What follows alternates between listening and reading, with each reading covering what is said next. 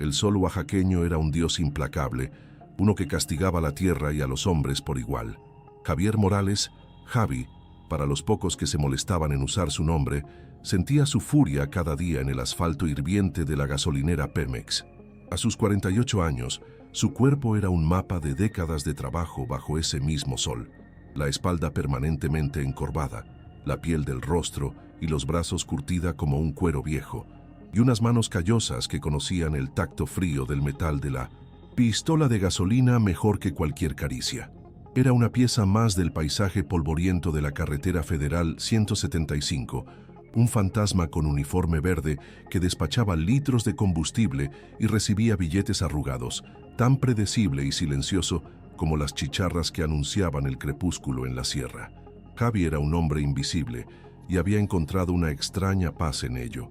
Su vida era un ritual inmutable, una serie de movimientos metódicos que lo llevaban del turno de noche en la estación, de servicio a su pequeña casa de adobe al pie de la montaña y de ahí al hospital regional. Nadie le miraba dos veces. Los camioneros le ladraban la cantidad de diésel. Los turistas apenas bajaban la ventanilla lo suficiente para pasar la tarjeta y los locales lo saludaban con un gesto vago de la cabeza. Este anonimato, que para otros sería una maldición, se había convertido en su caparazón. Dentro de esa concha de silencio y rutina, guardaba la única cosa que importaba, el motor que impulsaba a través del calor y el agotamiento. El rostro de su hija, Sofía. El aire en la gasolinera olía a una mezcla de gasolina, aceite quemado y el polvo seco de la Sierra Sur. Era un aroma que Javi tenía impregnado en la ropa y en la memoria. Por la noche, cuando el tráfico disminuía hasta convertirse en un susurro lejano, otros sonidos tomaban el control. El zumbido de los refrigeradores de la tienda, el aleteo de las palomillas contra los focos amarillentos y a lo lejos, el llamado de 1900. Algún animal nocturno perdido en la inmensidad del monte. Javi se movía en este escenario con una economía de gestos casi robótica. Limpiaba los parabrisas, revisaba los niveles de aceite, barría las hojas secas que el viento arrastraba. Su mente, sin embargo, rara vez estaba allí. Viajaba constantemente los 30 kilómetros que lo separaban del hospital, a la habitación 304. Dentro de esa mente, lejos del zumbido de las bombas de gasolina, se repetía una y otra vez la misma conversación. Las palabras del doctor, frías y clínicas, rebotaban contra los muros de su cráneo. Leucemia linfoblástica aguda, una variante muy agresiva. Las opciones aquí en México se están agotando. Existe un tratamiento experimental en Houston, pero el costo. Esa palabra se había convertido en un abismo. Una cifra con tantos ceros que parecía una broma cruel. Un número diseñado para recordarle a hombres como él cuál era su lugar en el mundo. El seguro se había negado. La burocracia gubernamental lo había enredado en un laberinto de formularios inútiles. La desesperación era un animal vivo que le roía las entrañas, una bestia que crecía con cada visita al hospital. Su casa era un reflejo de su vida, humilde, ordenada hasta el extremo y silenciosa. Paredes de adobe que mantenían el fresco, un par de habitaciones con muebles gastados por el uso y un pequeño altar en la sala con una foto de Sofía sonriendo antes de que la enfermedad le robara el color de las mejillas. Javi pasaba sus horas de descanso allí, sentado en una silla de madera mirando la foto. No rezaba, no sabía cómo. Simplemente la miraba, tratando de memorizar la luz en sus ojos, como si temiera que ese recuerdo también pudiera desvanecerse. La casa se sentía vacía, hueca. Era solo un lugar donde esperar, un refugio temporal contra el miedo que lo esperaba afuera, en el mundo real donde el tiempo y el dinero dictaban quién vivía y quién moría. El hospital regional era otro mundo, uno de olores a antiséptico y enfermedad contenida. El contraste era brutal. Afuera, el sol y el polvo. Adentro, la luz fluorescente y el aire acondicionado que enfriaba hasta los huesos. Javi odiaba ese lugar, pero era donde estaba Sofía. Caminaba por los pasillos pulcros con la cabeza gacha, sintiéndose fuera de lugar. Un campesino en un palacio de ciencia que no podía pagar. Los médicos y enfermeras lo trataban con una amabilidad distante, la misma que le reservaban a los familiares de los desahuciados. Él lo sabía, veía la compasión en sus ojos, y eso solo hacía que la bestia en su interior arañara con más fuerza. La amabilidad no compraría las medicinas, la compasión no pagaría el viaje a Houston. Sofía, con 16 años, luchaba con una dignidad que a Javi le partía el alma. Incluso, con el cabello ralo y la piel pálida como el papel, su sonrisa era un faro. Hablaban de cosas triviales, de la escuela, de sus amigas, de la telenovela de la noche. Nunca hablaban de la muerte, aunque su presencia llenaba la habitación, sentada en una silla invisible en la esquina. Javi le leía, le contaba historias de su juventud en la sierra, de cuando conocía los senderos como la palma de su mano. Le prometía que todo estaría bien, que encontraría la manera. Y cada vez que pronunciaba esas palabras, sentía el sabor amargo de la mentira en su boca. Era una promesa vacía, un cheque sin fondos que extendía contra un futuro que se encogía día a día. La rutina del dinero sucio era tan familiar como el cambio de turno. Cada 2 semanas, puntual como un reloj averiado, aparecía el tráiler de doble remolque. No era un vehículo cualquiera. Su rugido era más profundo, su presencia más amenazante. Se estacionaba lejos de las bombas, en la zona más oscura del lote. De la cabina descendía siempre el mismo hombre, un tipo corpulento con el rostro marcado por una cicatriz que le partía la ceja en 2. No decía una palabra, simplemente bajaba 1 o 2 maletas de lona negra y se las entregaba a Don Eladio, el gerente de la gasolinera, un hombrecillo sudoroso cuya nerviosa obsecuencia era casi cómica. Javi lo observaba todo desde la distancia, fingiendo limpiar una bomba o revisar inventario. Sabía que no debía mirar, pero no podía evitarlo. Los hijos de la sombra, así se hacían llamar. Un nombre que sonaba a película barata, pero cuyo poder era terriblemente real. Controlaban todo en la región: el paso de mercancías, la policía local, las voluntades de los políticos, la gasolinera.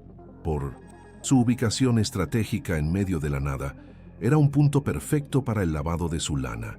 Don Eladio recibía las maletas y al día siguiente depositaba cantidades cuidadosamente calculadas en diferentes cuentas, justificándolas como las ganancias de la semana. Era un sistema burdo, pero efectivo. Para Javi, ese tráiler y su conductor eran solo otra parte del paisaje, un peligro sordo que era mejor ignorar, como una víbora que se sabe que duerme bajo una roca cercana. No era su problema. Esa noche, el cielo se rompió. No fue una lluvia común, sino un diluvio bíblico. La tormenta llegó sin aviso, un muro de agua y viento que azotó la sierra con una furia primitiva. Los relámpagos iluminaban la escena en destellos estroboscópicos, seguidos por truenos que hacían vibrar el suelo. En cuestión de minutos, la carretera se convirtió en un río de lodo y la electricidad se cortó, sumiendo la gasolinera en una oscuridad casi total, rota solo por el haz de luz de una linterna de mano. El mundo exterior desapareció, reducido al estruendo ensordecedor de la lluvia sobre el techo de lámina y el silbido del viento entre los árboles. Era una noche para que las bestias salieran a cazar. Fue entonces cuando lo oyó, un sonido antinatural que logró perforar el estruendo de la tormenta. El chirrido agónico de llantas sobre el asfalto mojado, seguido de un impacto sordo y un largo y terrible crujido de metal retorciéndose. No fue cerca, quizás a un par de kilómetros carretera arriba, pero en el silencio expectante que siguió a un trueno, el eco del desastre fue inconfundible. Javi y Don Eladio se miraron a la luz de la linterna. El rostro del gerente estaba pálido, perlado de un sudor frío que no tenía nada que ver con el calor. Ambos sabían qué tráiler debía pasar esa noche. La bestia había tropezado en la oscuridad. El pánico de Don Eladio fue un espectáculo patético. Se movía de un lado a otro como un animal enjaulado, murmurando maldiciones. «No puede ser. Hoy no, chingada. Madre». El teléfono estaba muerto. La radio solo emitía estática. Estaban aislados. De repente, las luces de un vehículo que se aproximaba lentamente cortaron la cortina de lluvia. No era el tráiler, sino la camioneta del conductor de la cicatriz. El hombre bajó empapado y furioso. Tras un intercambio de gritos ahogados por la tormenta, el sicario le entregó a don Eladio 2 maletas de lona, más pesadas que de costumbre. El patrón llamará cuando esto pase. Escóndelas. Si algo falta, te buscaré hasta debajo de las piedras, gruñó antes de desaparecer de nuevo en la noche. Con el corazón martilleándole en la garganta, don Eladio arrastró las 2 maletas hacia la bodega trasera. Era un cuarto húmedo y desordenado, lleno de llantas viejas, herramientas oxidadas y el olor a moho. Javi, desde la puerta de la tienda, observó cada movimiento. Vio cómo el gerente, con manos temblorosas, levantaba una pila de neumáticos gastados y metía las 2 maletas en el hueco, cubriéndolas de nuevo. Era un escondite improvisado, estúpido. El gerente, tratando de recuperar la compostura, le lanzó una orden a Javi. «No viste nada, ¿entendiste? Absolutamente nada. Sigue con tu chamba». Pero Javi ya no estaba allí. Su mente había conectado los puntos. La tormenta, el accidente, el aislamiento, la oportunidad.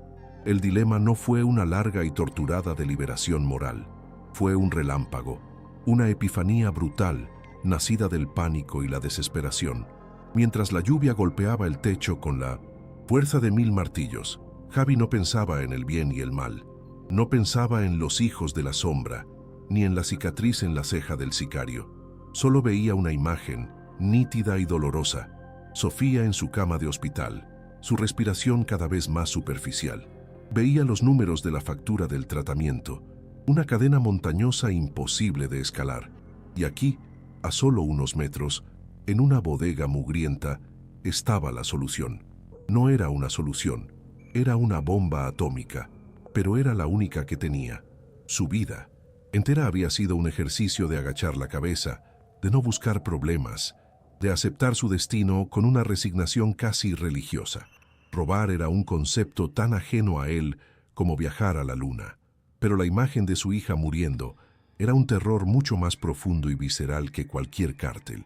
Era un miedo primario, el del padre que no puede proteger a su cría.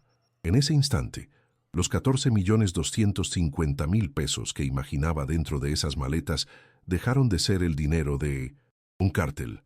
Se convirtieron en segundos, minutos, días y años de vida para Sofía. Se convirtieron en quimioterapia, en un trasplante, en el aire que ella necesitaba para respirar. El cálculo fue rápido, instintivo. La tormenta era su cómplice. Nadie podía entrar ni salir.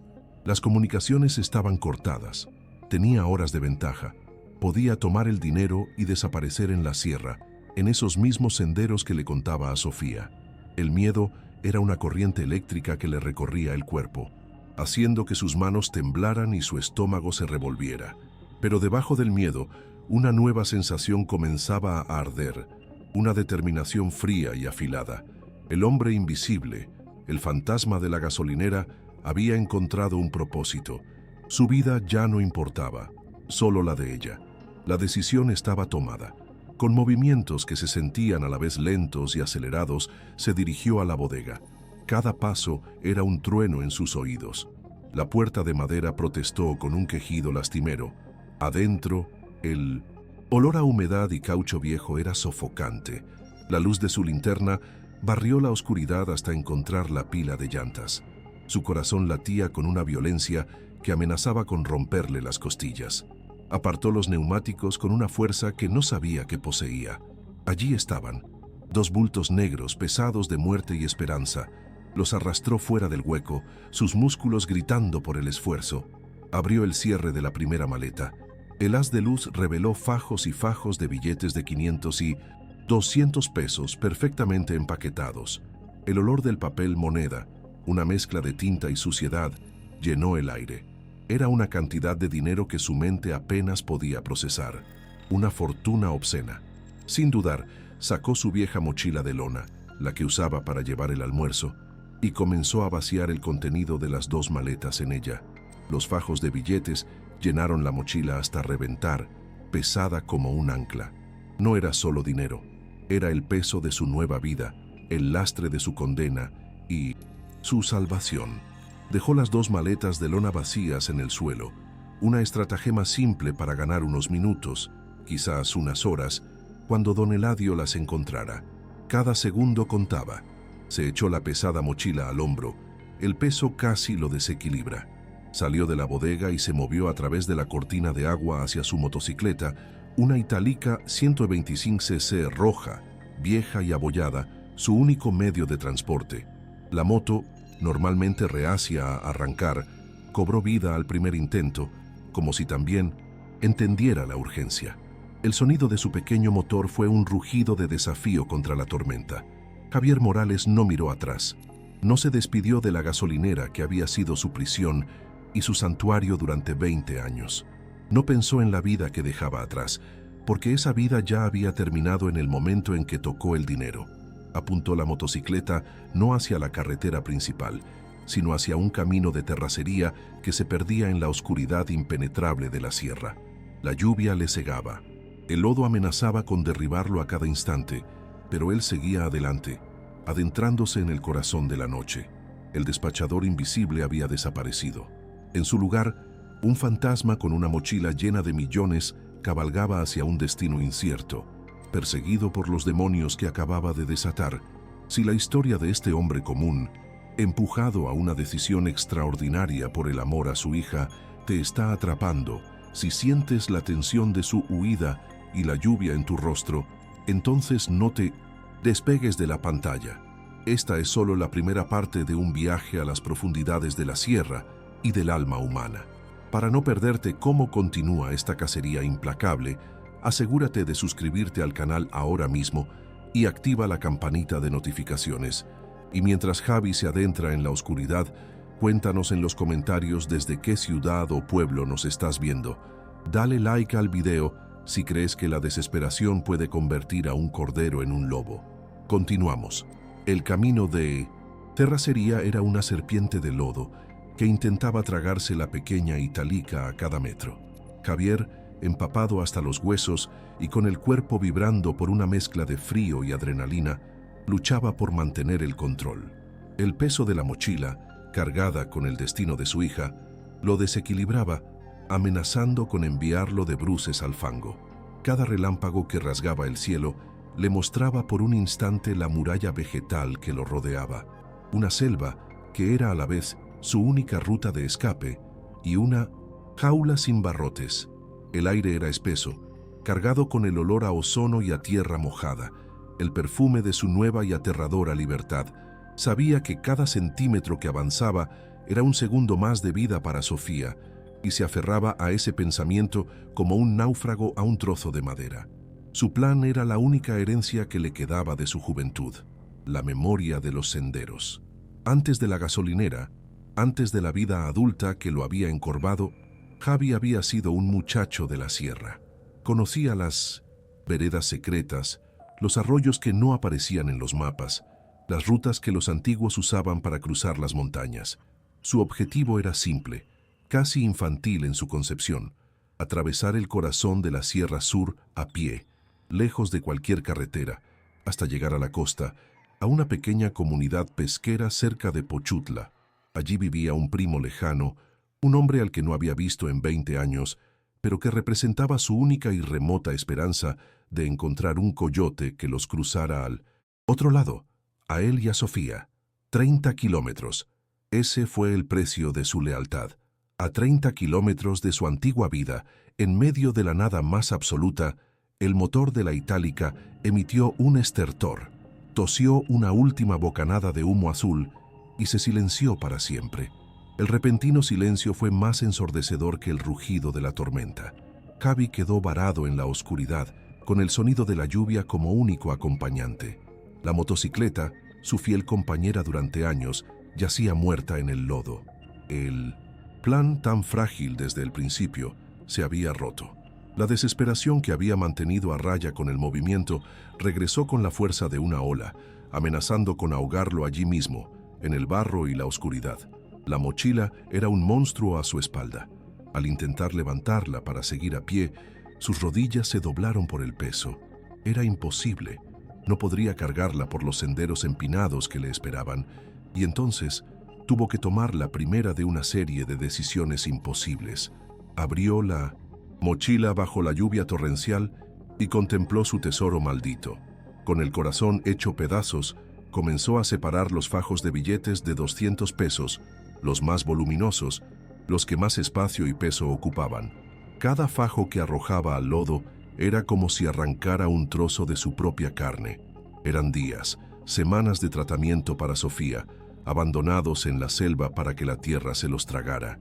Se quedó solo con los billetes de alta denominación, compactándolos lo más que pudo, y continuó a pie sintiéndose obscenamente rico y absolutamente desvalido.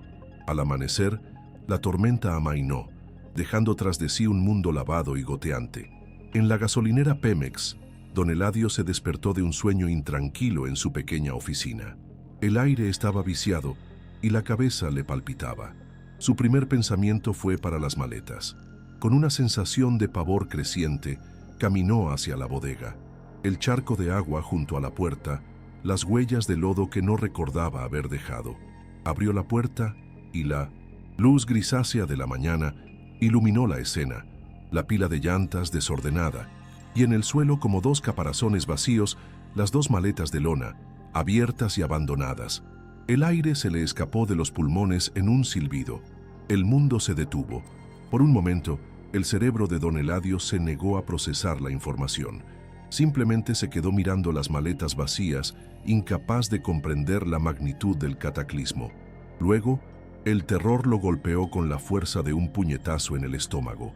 Cayó de rodillas jadeando, con los ojos desorbitados. No, no, no, no. Repetía la palabra como un mantra, una oración inútil contra lo inevitable. Se arrastró hasta las maletas, metió las manos dentro, como si el dinero pudiera haberse vuelto invisible. Pero solo encontró aire. 14 millones de pesos, el dinero de los hijos de la sombra. Sabía con una certeza que le helaba la sangre que su vida acababa de terminar. Su única pregunta era cuán doloroso sería el final. Con dedos que temblaban tan violentamente que apenas podía marcar, sacó su viejo Nokia y buscó una señal. Caminó en círculos, subiéndose a una pila de cajas, hasta que una solitaria barra apareció en la pantalla. Marcó el número que solo usaba para emergencias, un número que esperaba no tener que marcar jamás. Cuando una voz fría y sin emociones respondió al otro lado, don Eladio se quebró. Las palabras se atropellaban en su boca, una mezcla incoherente de súplicas, disculpas y juramentos. No recibió consuelo, solo una pausa larga y ominosa, seguida de una orden cortante. No toques nada, no hables con nadie, vamos para allá. La llamada terminó, dejando a don Eladio en un silencio más aterrador que cualquier grito. Menos de una hora después, dos camionetas negras sin placas llegaron a la gasolinera, moviéndose con una eficiencia silenciosa y letal. De ellas no descendieron matones estereotipados, sino hombres con aspecto de soldados, vestidos con ropa táctica y rostros impasibles. Se movieron con una disciplina escalofriante, asegurando el perímetro, revisando la bodega, tratando a don Eladio no como a una persona, sino como a una pieza de evidencia. Uno de ellos, el líder del equipo, se arrodilló junto a las maletas vacías. No mostró sorpresa ni ira. Simplemente analizó la escena con la mirada distante de un forense, su mente ya calculando trayectorias, tiempos y posibilidades. La cacería había comenzado sin un solo grito, con la fría precisión de una operación militar. La maquinaria de los hijos de la sombra se puso en marcha con una velocidad aterradora. Mientras un equipo interrogaba a don Eladio, quien entre sollozos y temblores finalmente mencionó al despachador del turno de noche que no había aparecido, otro equipo ya estaba analizando los alrededores. Encontraron las débiles huellas de la motocicleta itálica que se desviaban hacia el camino de terracería, justo antes de que la lluvia las borrara por completo. Alguien accedió a los registros de empleados desde una laptop. El nombre Javier Morales apareció en la pantalla, junto a una foto de su credencial y su dirección. El hombre invisible de repente tenía un rostro, un nombre y un pasado que estaban a punto de desenterrar y destruir. Mientras tanto, en lo profundo de la sierra, Javi caminaba como un autómata. El hambre y la fatiga eran un dolor sordo, eclipsado por el miedo constante. Cada crujido de una rama, cada llamado de un pájaro, lo hacía sobresaltarse. El sol, que ahora se filtraba a través del denso dosel de hojas, ya no era su enemigo, sino un delator que exponía su presencia. Sabía que no se enfrentarían a un gerente asustado, sino a una organización, pero la realidad de su poder aún no lo había golpeado. En su mente todavía eran hombres con pistolas, no un ejército con ojos en todas partes. Se aferraba a la creencia de que la inmensidad de la selva podría tragárselo, que podría convertirse en un fantasma real y desaparecer para siempre. La red se cerraba más rápido de lo que él podía imaginar. Un mensaje de texto encriptado llegó al teléfono de un tendero en el pequeño pueblo de Javi. El mensaje contenía la foto de la credencial de Javier y una simple pregunta. ¿Lo has visto? El tendero, un hombre que le había fiado a Javi en más de una ocasión, no dudó. El miedo era una moneda más fuerte que la lealtad. Respondió con lo poco que sabía, que Javi a veces hablaba de un primo en la costa, cerca de Pochutla, a donde soñaba con mudarse algún día. No era mucho, pero era suficiente. El destino potencial de Javi ya no era un secreto. La cacería ahora tenía una dirección. En una hacienda fortificada en los valles centrales de Oaxaca, un hombre conocido solo como El Silencioso recibió la actualización en una tableta. Era un exmilitar, un hombre cuya vida se regía por los principios de orden, control y reputación.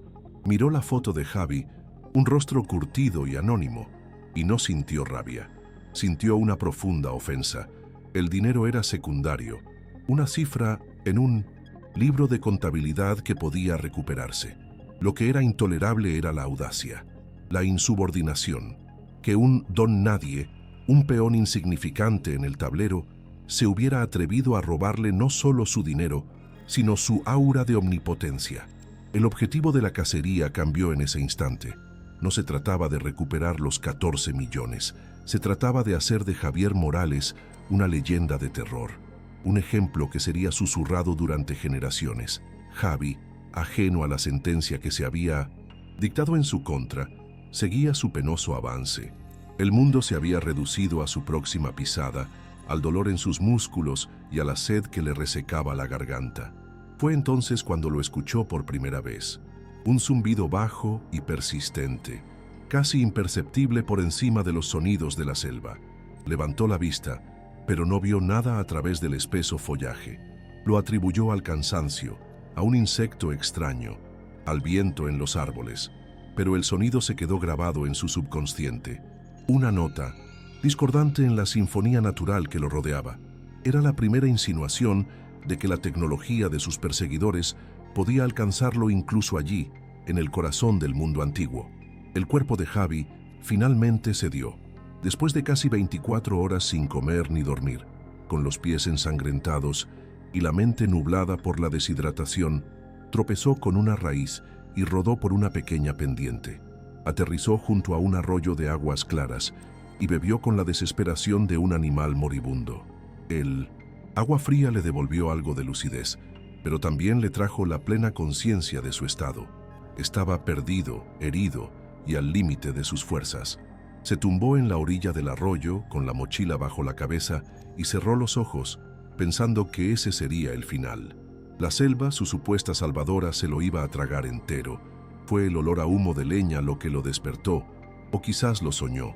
Cuando abrió los ojos, una figura estaba de pie junto a él. Era una anciana, arrugada como una pasa, con el pelo blanco trenzado y unos ojos negros y penetrantes que parecían leerle el alma. No era una visión, era Elena, la curandera. Vivía sola en las profundidades de la montaña, en una cabaña que no aparecía en ningún mapa, un lugar que existía fuera del tiempo y de la ley de los hombres. Observó a Javi con una expresión indescifrable, su rostro un mapa de arrugas que contaba la historia de la sierra misma. La primera reacción de Elena fue de una profunda desconfianza. Había visto a muchos hombres como él, forasteros que llegaban a la montaña con el miedo pegado a la piel, huyendo de algo o de alguien, y casi siempre traían la violencia con ellos. Los hombres del cártel habían pasado por sus tierras, envenenando el agua con sus químicos para procesar droga, talando los árboles sagrados. Para ella, todos los hombres que venían de abajo eran parte de la misma plaga.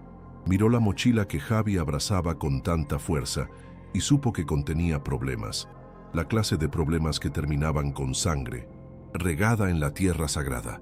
Pero entonces Javi, en su delirio febril, comenzó a murmurar.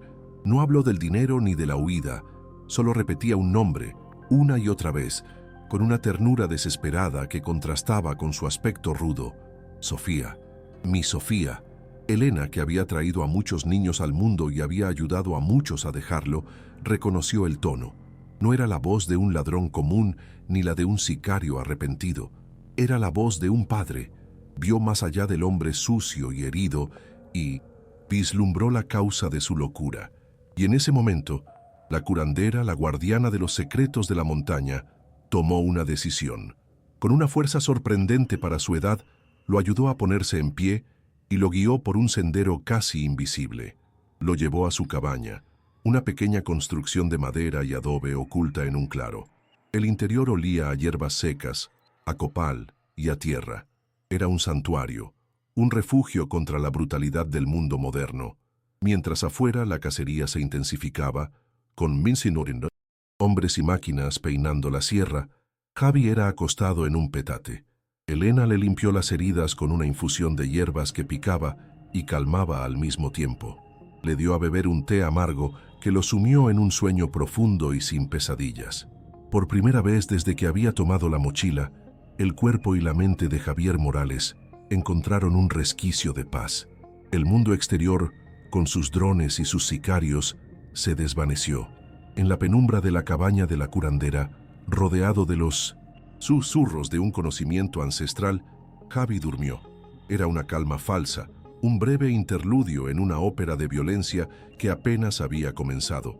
Pero en ese momento, bajo el cuidado de la anciana de la montaña, el hombre perseguido tuvo la oportunidad de respirar, de sanar un poco, de reunir las pocas fuerzas que le quedaban para enfrentar el infierno que, inevitablemente, venía a buscarlo.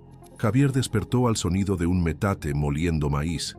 La luz que se filtraba por las grietas de la cabaña era suave, moteada. Por un instante no supo dónde estaba. El dolor de su cuerpo era un eco lejano y sus pulmones se llenaron de un aire limpio, perfumado con el aroma de hierbas que no reconocía. Vio a Elena de espaldas, su pequeña y encorvada figura moviéndose con un ritmo ancestral, ajena al mundo de violencia del que él provenía. Se sintió como un viajero en el tiempo, un intruso en un siglo olvidado. La paz del lugar era tan profunda que resultaba casi dolorosa, un recordatorio de todo lo que había perdido y que probablemente nunca volvería a tener. Hablaron poco. Javi, por instinto, no contó toda la verdad. Habló de su hija, de su enfermedad, de una deuda con gente peligrosa que lo había obligado a huir. Elena escuchaba sin juzgar, sus ojos negros fijos en él. Ella ya sabía. La montaña le contaba sus propias historias. Le habló a Javi no de su problema, sino del de ella. Le contó cómo los hombres de sombra habían llegado hacía años, envenenando los arroyos con los químicos que usaban para cocinar su droga, espantando a los venados, trayendo consigo el miedo, una plaga que ni sus hierbas podían curar. En su historia, Javi entendió que para ella, él era solo un síntoma más de la misma enfermedad que afligía a la sierra.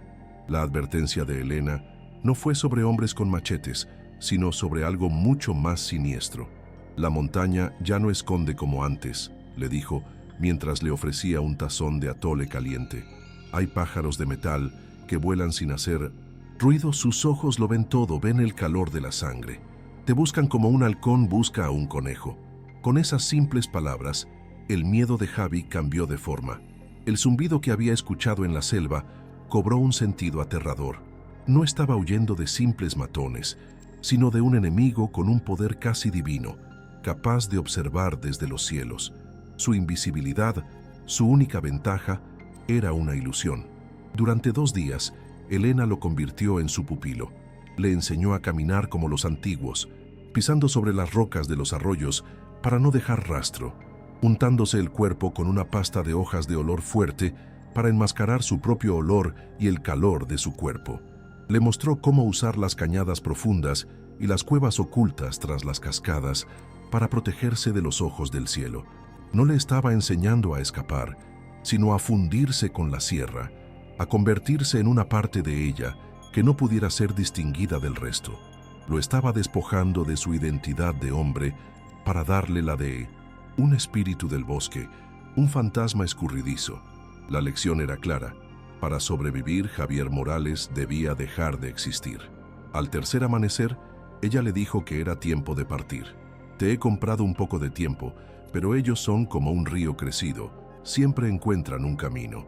Le entregó un pequeño morral de cuero con carne seca, algunas hierbas medicinales y un amuleto de obsidiana.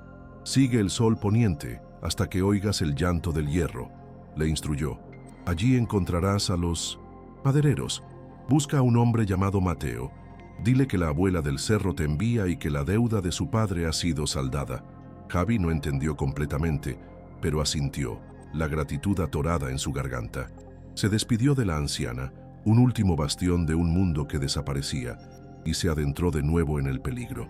El camino hacia el campamento de madereros lo llevó a una parte herida de la sierra.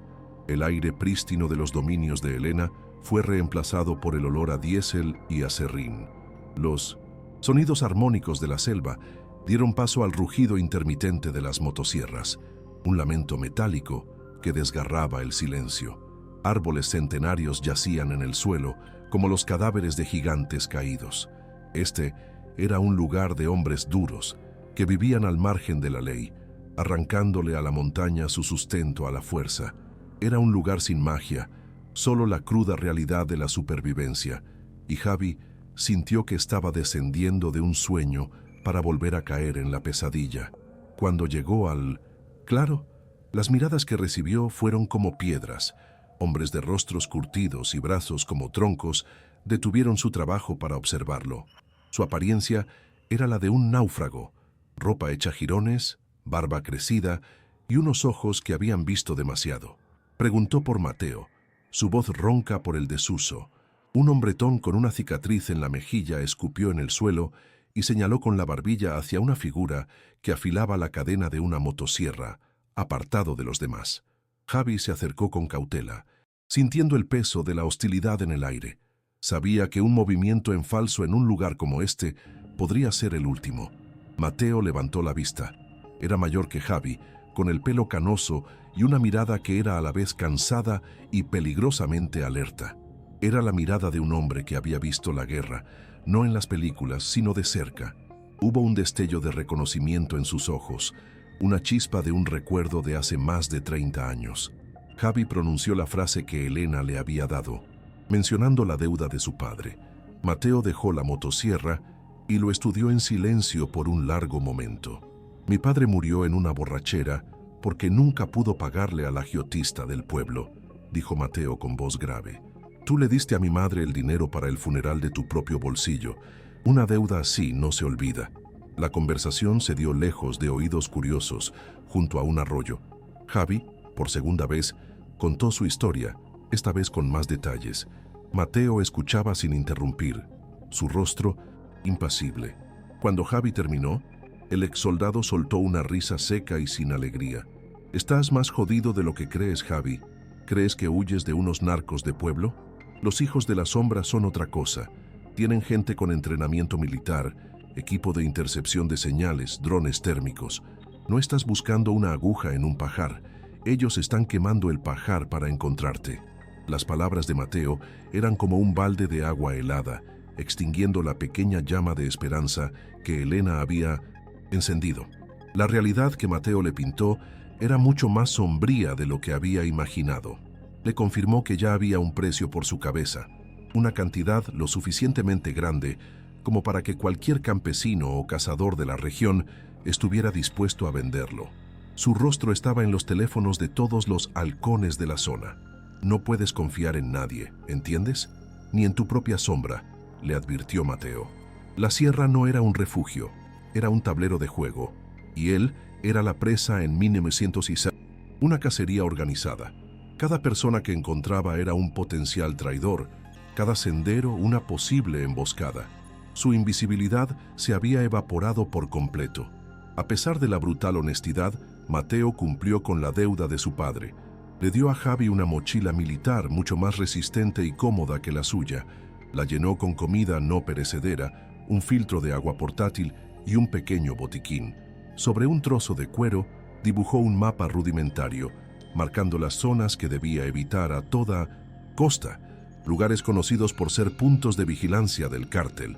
Le dio indicaciones para llegar a una red de cuevas en la Ruta Fantasma, una sección abandonada de la vieja carretera a Pochutla, un lugar tan denso y neblinoso que ni los drones podían penetrarlo con facilidad. Finalmente, Mateo le entregó el último objeto, un revólver viejo, pesado y aceitado, junto con una caja con 6 balas. Javi lo miró, sintiendo el frío del metal en su mano. Nunca en su vida había sostenido un arma. No, te emociones, le dijo Mateo adivinando sus pensamientos. No es para que te enfrentes a ellos. Son 20 contra 1. Esto no es para ganar, es para cuando te acorralen, para que tengas la opción de no dejar que te lleven vivo. Es para que elijas cómo termina el cuento nada más. La pistola no era un símbolo de poder, sino la materialización de su desesperanza, un último y solitario acto de control en una situación que estaba completamente fuera de sus manos. Con el peso del revólver en su cintura y el peso del mundo en sus hombros, Javi dejó el campamento. El conocimiento que le había dado Mateo era tan valioso como aterrador. Ahora sabía a qué se enfrentaba. Cada sombra parecía un sicario, cada sonido del viento un motor que se acercaba. Su huida se había transformado. Ya no era una carrera desesperada hacia un destino. Era un juego del gato y el ratón en un laberinto diseñado por su enemigo, y el ratón acababa de darse cuenta de que el gato controlaba las paredes, el techo y el suelo. La tensión era una cuerda de piano afinada hasta el punto de ruptura en su interior. Mientras tanto, la frustración del silencioso crecía. Sus equipos habían encontrado la motocicleta abandonada. Habían localizado el punto donde las huellas de Javi se desvanecían cerca de un arroyo, gracias a un informe de uno de sus drones antes de que la vegetación se volviera demasiado densa. El despachador era más escurridizo de lo que había anticipado. Era como perseguir a un fantasma. Esta prolongada evasión era una humillación, un desafío a su control absoluto. La paciencia, una virtud que cultivaba con esmero, se estaba agotando. Decidió que si no podía atrapar el cuerpo de su presa, atacaría su alma. La estrategia cambió de la fuerza bruta a la crueldad psicológica. En la humilde casa de Javi, sus hombres habían encontrado un viejo teléfono celular que él había dejado atrás, considerándolo inútil. Era un modelo antiguo, pero servía para su propósito. Reactivaron el número de la tarjeta SIM. Al mismo tiempo, en el Hospital Regional de Oaxaca, uno de sus hombres, un joven con aspecto inofensivo, entró en la habitación 304 con un ramo de flores, haciéndose pasar por un pariente lejano. La enfermera, ocupada, apenas le prestó atención. El hombre se sentó junto a la cama de una Sofía dormida. El plan de El Silencioso era una obra de arte de la tortura emocional. Sabía que Javi estaba aislado, no podía comunicarse con nadie, pero también sabía que en el ecosistema de la sierra las noticias viajaban por canales invisibles, rumores, chismes, mensajes pasados de un campesino a otro. Sabía de la existencia de hombres como Mateo, renegados que actuaban como nodos de información en el inframundo rural. El mensaje no necesitaba llegar directamente a Javi, solo necesitaba ser liberado en ese ecosistema. Se aseguraría de que, de una forma u otra, el fantasma viera lo que tenía que ver. Mateo estaba revisando los mensajes en su teléfono satelital de contrabando cuando le llegó la primera alerta. Un contacto de la ciudad le envió una foto del rostro de Javi con la palabra recompensa en letras rojas. El precio había subido. La noticia se estaba extendiendo como un incendio forestal. Supo que tenía que advertir a Javi de inmediato, decirle que la cacería se había vuelto oficial y pública. El peligro se había multiplicado por 100. Cada hombre con un rifle en la sierra era ahora un cazarrecompensas en potencia, un enemigo jurado. Pero antes de que pudiera moverse, llegó un segundo mensaje. Este era diferente. No era una alerta pública, sino una imagen enviada a través de canales más oscuros, destinada a los oídos de la gente adecuada. El contacto que se la envió añadió una sola línea: «Esto es para tu amigo, el del monte». El corazón de Mateo se detuvo. Sintió un frío que no tenía nada que ver con la brisa de la montaña. Supo que el juego acababa de cambiar de una manera terrible e irreversible. Corrió hacia el punto de encuentro que había acordado con Javi, un viejo árbol de amate en el borde de un cañón. Encontró a Javi esperando, nervioso. Mateo no dijo nada. Las palabras eran inútiles ante lo que estaba a punto de mostrarle. Simplemente le tendió el teléfono. La pantalla brillaba en la penumbra del atardecer. La imagen era de una calidad perfecta, íntima y profana. Sofía, dormida bajo la luz pálida del hospital, su rostro sereno e inconsciente del peligro, y sentado a su lado, en la silla de visitante, con una mano casi tocando su brazo, estaba el hombre de la cicatriz en la ceja. Sonreía directamente a la cámara, una sonrisa de depredador, una declaración de poder absoluto. Debajo de la fotografía, un texto simple y devastador: 48 horas. Devuelve lo que es nuestro, o la niña no necesitará más su tratamiento. Sabemos dónde estás. El tiempo corre. Cada palabra era un martillazo en el alma de Javier. El aire abandonó sus pulmones. El mundo entero, la sierra, la huida, el dinero, todo se desvaneció, colapsando en 1950. Esa pequeña pantalla luminosa. No hubo un grito de rabia, no hubo un sollozo de desesperación, solo un silencio aterrador, un vacío absoluto. El miedo que lo había impulsado durante días fue consumido por algo nuevo, algo infinitamente más peligroso: la certeza. El plan de escape se hizo cenizas en ese instante. Correr ya no era una opción. Esconderse era inútil. Habían llegado a su hija, habían profanado el único lugar sagrado de su vida. El silencioso, en su brillante crueldad, no había amenazado con matarla. Había amenazado con quitarle su única esperanza, con dejarla morir lentamente, asegurándose de que el dinero que Javi había robado para salvarla no sirviera para nada. En ese momento, acorralado y con el corazón de su motivación secuestrado, el despachador invisible, el fantasma de la sierra, murió. Y en su lugar nació algo más. Un hombre que ya no tenía absolutamente nada que perder. La huida había terminado. La guerra estaba a punto de empezar. El rostro de Javier, iluminado por el brillo mortal del teléfono, era una máscara de piedra. El torbellino de pánico y miedo que lo había consumido durante días se había solidificado en un núcleo de hielo. Miró a Mateo, y el exsoldado vio algo en los ojos de su amigo que nunca había visto antes: la ausencia total de miedo. No era valentía, era algo mucho más peligroso: la serenidad de un hombre que ya ha aceptado su propia muerte. «Se acabó el correr, Mateo», dijo Javi. Su voz era un susurro áspero, casi irreconocible. «Ya no voy a huir. Voy a hacer que vengan a mi terreno, a mis reglas». La idea era una locura, un suicidio anunciado, pero en la lógica de la desesperación era el único camino que quedaba. El plan que Javi esbozó era tan simple como letal. Usaría el dinero, la raíz de todo su sufrimiento, como el cebo final. Propondría un intercambio: su vida y el dinero a cambio de la garantía de que Sofía no sería molestada nunca más. El lugar del encuentro sería la Boca del Diablo, un 1907. Mesón abandonado en una sección olvidada de la carretera, un lugar envuelto en una niebla casi perpetua y rodeado de cañones. Mateo protestó, argumentando que era una trampa de la que no saldría vivo. «Claro que es una trampa», respondió Javi con calma, «pero la trampa será mía. El silencioso es un hombre de ego. No enviará a sus perros. Querrá el placer de matarme él mismo. Vendrá, y cuando lo haga, lo estaremos esperando». La persuasión de Javi no se basó en la esperanza, sino en la certeza del final. Le explicó a Mateo que esta ya no era una lucha por la supervivencia, sino por el significado. Si iba a morir, su muerte serviría para un propósito: crear el caos suficiente para quebrar el control del cártel en la zona y darle a su hija una última oportunidad.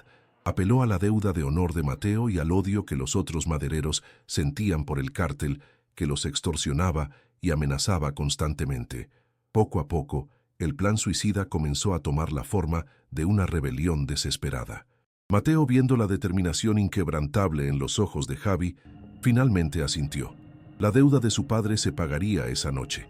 Con el reloj de la amenaza corriendo, el pequeño grupo de renegados se movió con una urgencia febril. No eran soldados, pero conocían la montaña mejor que nadie. Guiados por Javi, transformaron las ruinas del mesón en un laberinto mortal. Cavaron fosos profundos cubiertos con ramas, prepararon trampas de contrapeso con troncos pesados y colocaron estratégicamente bidones de gasolina para crear muros de fuego y confusión. Era la astucia de la guerrilla, la sabiduría de los cazadores, enfrentada a la tecnología y la potencia de fuego de un ejército privado. Cada clavo martillado, cada cuerda tensada, era una plegaria silenciosa, un acto de desafío contra el poder que los había oprimido durante tanto tiempo. Mateo, usando un teléfono desechable, hizo la llamada. Su voz, actuando como intermediario, era firme y fría. Expuso las condiciones a un lugarteniente de El Silencioso. El dinero hasta el último peso y el hombre que lo robó esperarían en la boca del diablo a la medianoche. A cambio, exigían una prueba en video de que el sicario había abandonado el hospital y la promesa de que la niña sería intocable. Tras una breve y tensa negociación, el cártel aceptó. El ego de El Silencioso no le permitiría dejar que un simple despachador dictara los términos sin recibir su castigo personal. El anzuelo había sido mordido. La cita con el diablo estaba pactada. La boca del diablo hacía honor a su nombre esa noche. Una niebla espesa, casi líquida, se arrastraba desde los cañones, envolviendo las ruinas del mesón en un sudario blanco. La visibilidad era de apenas unos metros. El silencio era absoluto, antinatural, como si la propia sierra contuviera la respiración. Javi y su pequeño ejército de madereros estaban apostados en las sombras, fundidos con la decadencia del lugar.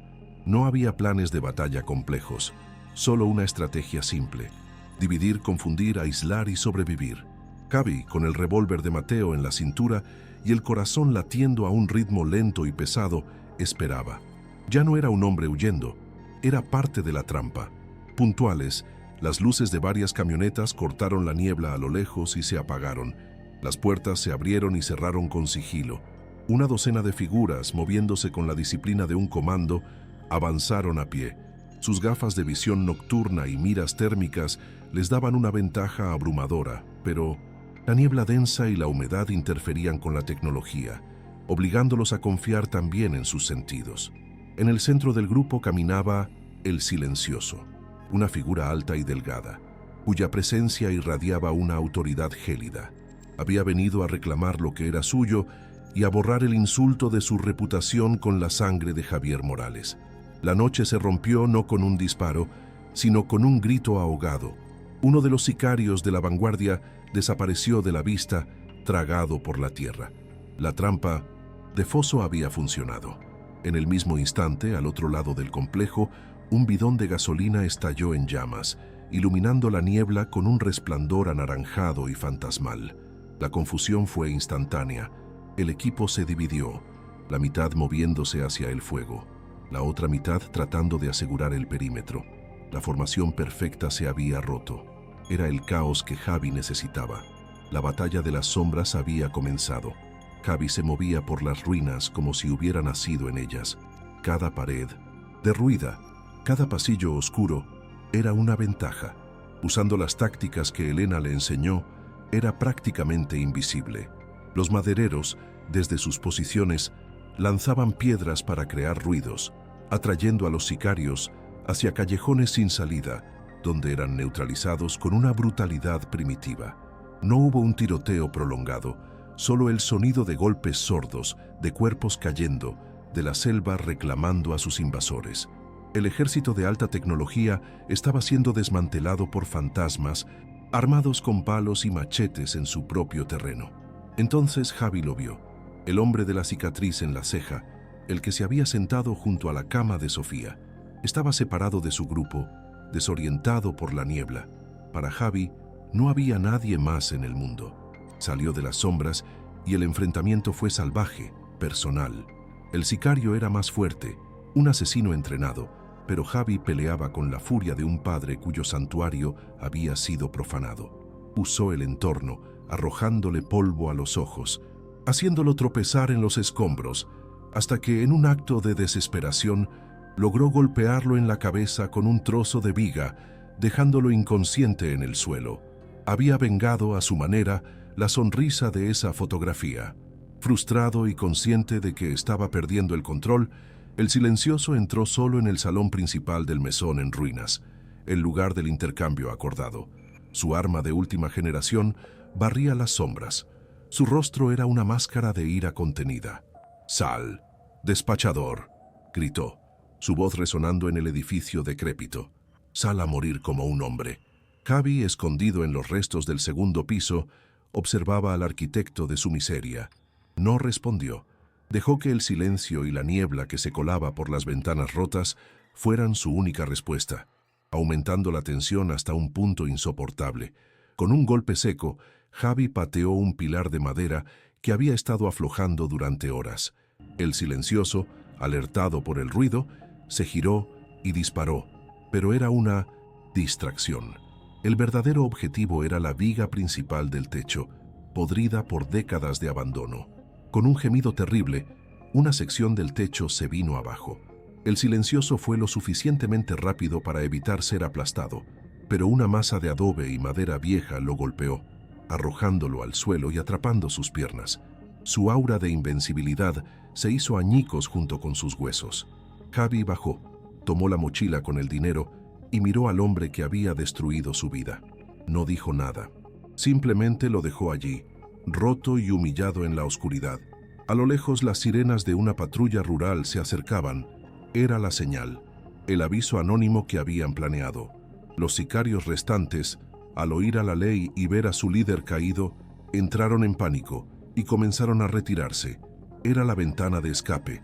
Mientras Javi corría hacia la parte trasera del mesón, vio a Mateo conteniendo a dos hombres que intentaban cortarles el paso. Hubo un breve intercambio de disparos. Mateo cayó, pero su sacrificio le dio a Javi los segundos que necesitaba para desaparecer en la densa vegetación del cañón. La deuda, finalmente, había sido pagada con la moneda más alta. Javier Morales escapó esa noche, pero no hubo victoria. Llevaba una mochila con millones de pesos, pero había dejado atrás su vida, su nombre y al único amigo que le quedaba. El costo de la supervivencia era un exilio perpetuo, la condena de ser un fantasma para siempre. Durante meses, a través de una red tortuosa de intermediarios y abogados corruptos, logró hacer llegar el dinero a una cuenta en el extranjero, creando una fundación anónima que se haría cargo del tratamiento de Sofía. Nunca sabría si ella recibió cada centavo. Solo podía rezar para que su sacrificio no hubiera sido en vano. Años después, en la bulliciosa ciudad de Monterrey, una joven llamada Sofía celebraba su graduación de la universidad. Estaba sana, llena de vida, con un futuro brillante por delante. A veces, por la noche, pensaba en su padre, el amable y silencioso despachador de gasolina. Le habían dicho que había muerto en un accidente poco después de que ella enfermara. Guardaba una foto suya en su mesita de noche, el recuerdo agridulce de un hombre bueno al que apenas pudo conocer. Nunca supo que ese hombre había desatado una guerra y se había convertido en un monstruo para que ella pudiera vivir. En algún lugar de la costa de Belice, un hombre mayor y de ojos tristes, conocido por los locales como Miguel, fileteaba pescado en un muelle destartalado. Hablaba poco, sonreía menos, y cada cierto tiempo recibía un sobre con una fotografía de una joven sonriente en México. Miraba la foto durante horas, una sola lágrima trazando un surco en su rostro, curtido por el sol. Era su única conexión con un mundo que le había sido arrebatado, el precio que pagaba cada día por la decisión que tomó en una noche de tormenta. El hombre invisible había encontrado un nuevo anonimato, no en una gasolinera, sino en el exilio. En los pueblos de la sierra de Oaxaca, La historia de la boca del diablo se convirtió en leyenda. Los detalles cambiaron con cada narrador. Algunos decían que el despachador había muerto esa noche.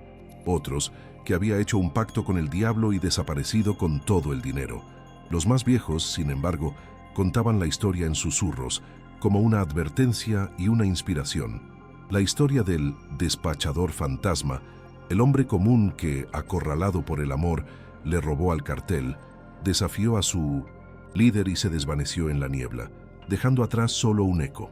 La vieja gasolinera Pemex en la carretera 175 yace ahora en ruinas, sus bombas oxidadas y sus ventanas rotas. La naturaleza la está reclamando lentamente, cubriéndola de enredaderas y polvo. Pero para aquellos que conocen la historia, el lugar no está vacío. Dicen que en las noches de tormenta, si escuchas con atención por encima del viento, todavía puedes oír el eco del motor de una vieja motocicleta itálica y el susurro de un hombre que lo sacrificó todo por su hija, convirtiéndose en una leyenda inmortal, un fantasma eterno en el corazón de la Sierra Sur.